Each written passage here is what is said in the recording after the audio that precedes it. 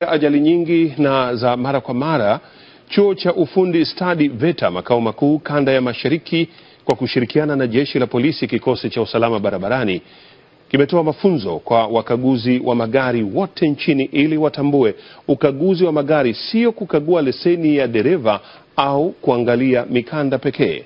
Kutoka Morogoro, mwandishi wetu Robert Mayungu anaarifu zaidi. Ajali nyingi husababishwa na mashimo yaliyopo barabarani, ubovu wa magari au madereva kutokuwa makini. Wakati dawa ya kudhibiti ajali haijapatikana, takwimu za usalama barabarani zinaonyesha kuwa mwaka 2012 kulikuwa na ajali 11,438 zilizosababisha vifo vya watu 4,919, ili hali mwaka 2013 idadi ya ajali ilikuwa ni 11,311 zilizosababisha vifo vya abiria 1,739, na mwaka jana ajali zilikuwa 8,405 na vifo vilikuwa 1,743.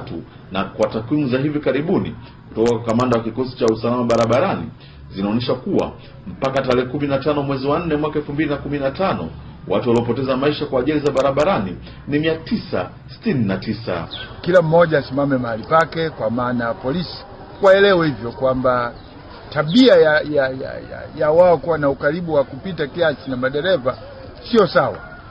Tumeona katika nchi zingine magari yako mengi na polisi wapo, lakini uwezi ukaona polisi hapa na hapa. Unakuta polisi mbali kabisa. Kwa nini? Kule wanaheshimu sheria.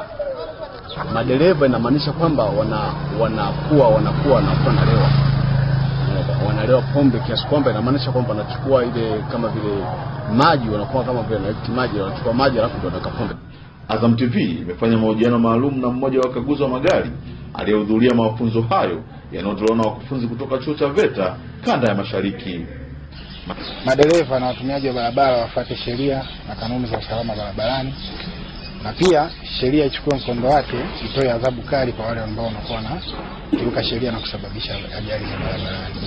Mafunzo ya wakaguzi kutoka chuo cha VETA yanajumuisha polisi wa vikosi vya usalama barabarani kutoka mikoa mbalimbali ya Tanzania bara, huku lengo kubwa likiwa ni kukumbushana vitu vinavyoweza kusababisha ajali za mabasi na malori ambayo yamekuwa yakiua raia wasio na hatia na wengi wakiachwa na ulemavu mkubwa.